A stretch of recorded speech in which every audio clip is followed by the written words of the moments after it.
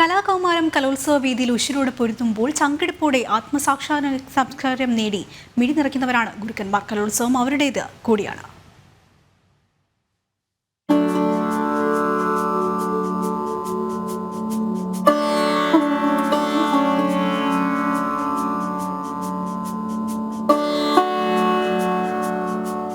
എനിക്കൊക്കെ തോന്നിയിട്ടുണ്ട് എൻ്റെ സ്റ്റുഡൻ്റ് അന്യാണോ കളിക്കണം, അങ്ങനെ മനസ്സിന് ഭയങ്കര സന്തോഷം തോന്നിയിട്ടുണ്ട്. ഞാൻ കരഞ്ഞിട്ടുണ്ട്.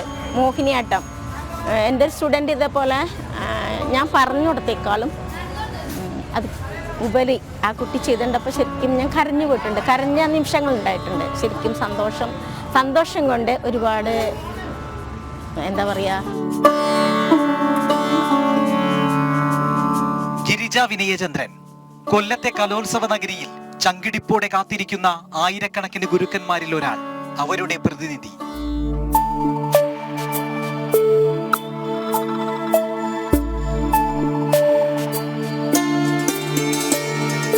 വർഷങ്ങൾ പരിശീലിച്ചുറപ്പിച്ച ചുവടുകൾ മത്സരക്കമ്പത്തിൽ ഇടറരുതേ എന്ന പ്രാർത്ഥന, പിൻവാതിലിലെ കരുതലിന്റെ കണ്ണ്, സദസ്സിലെ ആസ്വാദകയുടെ വിരൽ താളം.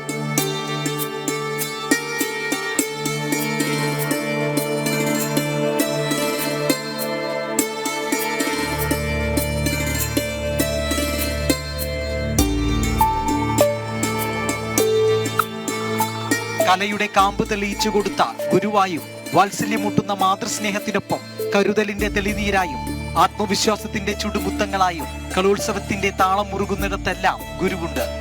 ഈ കലോത്സവം അവരുടേതു കൂടിയാണ്. ടെൻഷനുമാണ്, കുട്ടികൾക്ക് കളിച്ചാൽ കിട്ടില്ലയാവോ, പക്ഷെ നല്ല പ്രയത്നമാണ്.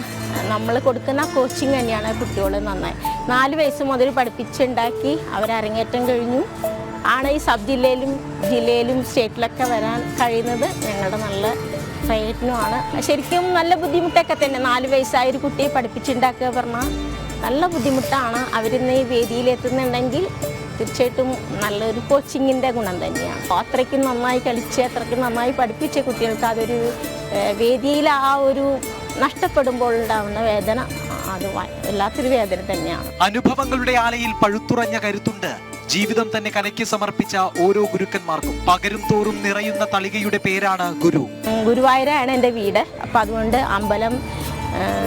അമ്പലത്തിൻ്റെ ഉള്ളിൽ നടക്കുന്ന പ്രോഗ്രാംസ് ഒരുപാട് കാണുമായിരുന്നു. അങ്ങനെ ആ പ്രോഗ്രാമൊക്കെ കണ്ടിട്ടാണ് എനിക്ക് കൂടുതലും ഈ ഡാൻസിനോട് താല്പര്യം തോന്നിയത്. സീതാ വാരസിയർ എന്ന് പറഞ്ഞ ടീച്ചറാണ് എന്നെ പഠിപ്പിച്ചിരുന്നത്. അങ്ങനെ അത് സ്റ്റോപ്പ് ചെയ്യണ്ടായി. പിന്നെ സാമ്പത്തിക ബുദ്ധിമുട്ട് കുറേ ഉണ്ടായിരുന്നു. ഇഷ്ടമുള്ളത് കൊണ്ട് തന്നെ ആ ബുദ്ധിമുട്ട് ഞാൻ ശരിക്കും സഹിച്ചിട്ടുണ്ടായിരുന്നു. കുട്ടികൾക്ക് പകർന്നു കൊടുക്കുമ്പോൾ വല്ലാത്തൊരു സന്തോഷം തന്നെയാണ്. മോഹിനിയാട്ടത്തിൽ ഒരുപാട് കഥകളും നല്ല ലാസ്യമായിട്ട് ചെയ്യാനുള്ള ഒരു ഡാൻസ് തന്നെയാണ് മോഹിനിയാട്ടം.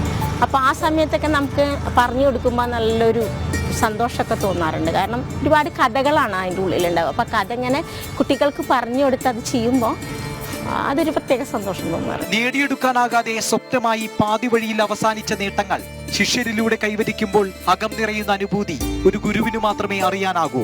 1000 ഗുരുക്കന്മാരുടെ കനവിന്റെ പേരുകൂടിയാണ് കലോത്സവം. കലോത്സവം അവരുടേതു കൂടിയാണ്.